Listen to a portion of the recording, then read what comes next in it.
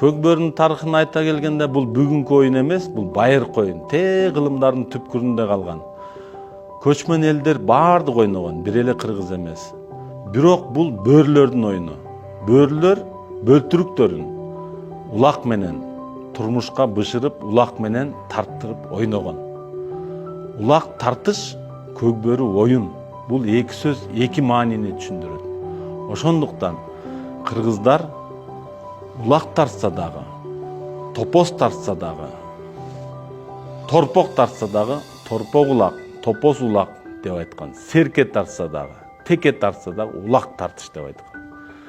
Келип чыгышы улакта болуп жатат. Бул бөрлөрдүн оюну.